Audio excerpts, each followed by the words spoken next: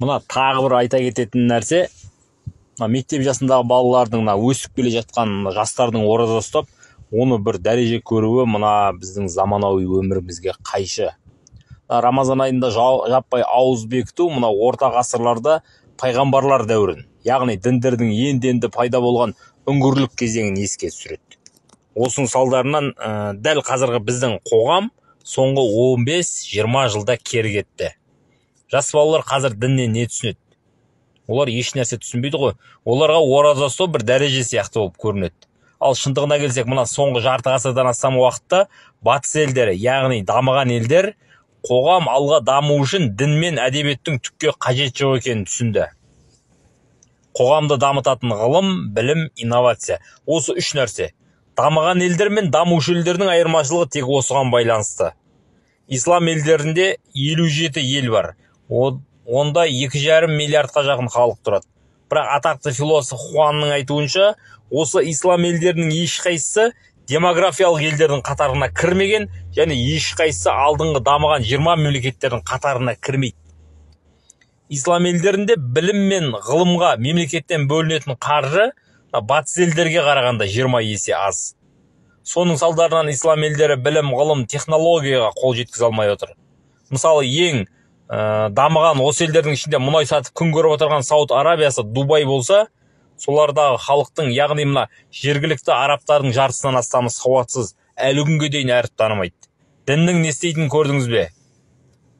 Ислам елдері Түркиядан басқасының барлығы 3 ғасыр бойы отары ел болды. Олар неге құл болды? Себебі оларда отарлаушылармен күресетін білімі де, ғылымы да болған жоқ. Сол ғылым арқылы шығаратын қаруы да жоқ ел халқында қорғай алмайды. Мемлекеттік жүйелер де мына ислам елдерінде қалыптаспайды. Бұл жерде басты мәселе дінге қарсы қоюда емес, бұл үлкен статистика, 2,5 миллиард халықтың 57 елдің статистикасы. Статистиканы алдай алмайсың. Соңғы 1000 жылда ислам халифатынан кейінгі кезеңде ислам елдері бәріне құл болып артта қалып қойды. Ал біздің қоғам жайлап мына талибандардың қоғамына қарай кетіп бара жатыр. Мынау салафизм, уахабизм деген сияқты көптеген экстремистік діни ағымдарды қабылдаған жастарға білімнің түкке де керек жоқ, ғылым керек жоқ. Сол 5 уақыт намазын оқып, оразасын ұстаса соған мәз болып жүреді. Ондай балалардан не шығады? Мына олар керісінше мына жас кезінде дүние жүзін аралап, ғылым, білім, оқу іздейтін кезде біреудің жаназасын шығару, тағы бірдеңе сияқты ешқандай мақсат мұратсыз жүрген жастарға айналады. Елдің жастары сондай мемлекетте болашақ жоқ ағайын. Ойланатын нәрсе. Керісінше біздің мектеп мына университеттер, Билл Гейтс, Стив Джобс сияқты мықты рационализатор, ғалым, инженер, менеджерлер дайындау керек. Тек сонда ғана елдің болашағы болады. Оны барлық дүние жүзі түсініп болды. Ал біз әлі түсінгіміз келмейді. Одан кейінгі назар аударар бір нәрсе, мына денсаулыққа қатысты әртүрлі үгіттер жүріп жатыр ғой. Ораза керемет, денсаулыққа пайдасы жақсы. Енді салмағы артық адамдар тағы басқа қант диабет деген сияқты ашығу арқылы салмағын түсіріп, жеңілдеп, жүрек ауруларын азайтуға әсер етуі мүмкін. Бірақ ислам елдеріндегі мұсылмандардың орташа жасы сол 60 жастың айналасында. Ал 120 миллионнан астам халық бар мына Жапонияда орташа жас 86-87 жас. Батыс елдерінің орташа жасы 84-86 жас. Бізден шамамен 25 жылға артық өмір сүреді. Мұсылмандар зейнеткерлікке жетпей, о дүниеге кетіп жатыр. Неге? Себебі көбі кедей, қайыршы, кейбіреулердің еңбек өнімділігі өте аз, адам капиталы жоқтың қасы, медицинаның деңгейі де, білім деңгейі де өте төмен. Бұл үлкен жаһандық статистика. Сонымен қатар мына ислам елдерінің жер асты байлығы әлемдегі елдердің жер асты байлығының 70%-ын құрайды.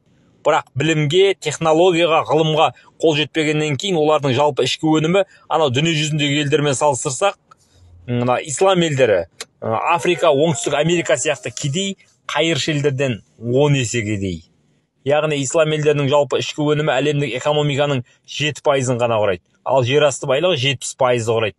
Анау Кондолиза Райс деген ақш-тың мемлекеттік хатшысы болды ғой. Араб мемлекеттер лигасында сөйлеген сөзінде былай дейді.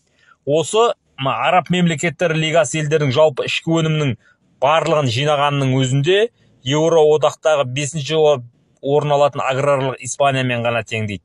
Бұл дегеніміз діннің алып келген жемісі. Ал біздің қазақ осылай діннің артынан кететін болсақ, онда сол талибандар сияқты соның айналасында жүрмекпіз. Иран болсын, Ирак болсын, Сирия болсын, қай-қайсыда оңып тұрған шамалы ғой. Сол Иракта мысалы Саддам Хусейннің кезінде миллионнан астам әскер болды. 50 миллиондай халқы болды. ақш-тың әскерлері соларды 21 күннің ішінде тас-талқанын шығарып жаулап алды. Ол не деген сөз? Ол миллиондық армия түк те істей алмайды. Себебі олардың қаруы жоқ, технологиясы жоқ. Бізде де қазір тап сондай жағдайдамыз. Мұның барлығы дінге қарсы айтылып жатқан уағыз емес, оны дұрыс түсініңіздер. Бұл статистика. Біздің елде шынымен халықты қорғайтын армия жоқ, жастардың тірлігі болса анау. Біріншіден мынау әсіре діншілдік надандық қалып барады. Надан адам қайыршы болады, кедей болады. Надан халық дамымайды, тойшыл болады, кезбе болады, еңбек ете алмайды. Біз қазір осындай моральдық норма дайындадық, тәрбиеледік. Білім министрінен баса, білім басқармалары барлығы ешқандай жұмыс істеп жатқан жоқ. Неге? Мысалы, білім деңгейінен Қазақстан халықаралық рейтингтерде 102 елдің ішінде 98-ші орын алады екен. Мынау Гондурас, Камерун сияқты ең артта қалған елдердің қатарында. Екінші рейтингте де сол 73 елдің ішінде 69-ші орын алады екен. Неге осындай жағдайға жеттік? Себебі біз білімді дәріптемейміз, білімнің қоғамға пайдасын айта алмаймыз. Мына білім министрлігінің жұмысы ең алдымен білім мәселесі, тәрбие мәселесі мына қазақта ұмытылған. Біздің қазақ халқы тәрбие дегенді жүйелі түрде түсінбейді. Мысалы, балаға мал сияқты қарайды. Ол тыныш отырса, аузына бірдеңе салып берсем, соны тәрбие деп ойлайды. Жоқ, ол тәрбие емес, ол мылқау болып өседі. Біздегі жастардың көбі осындай.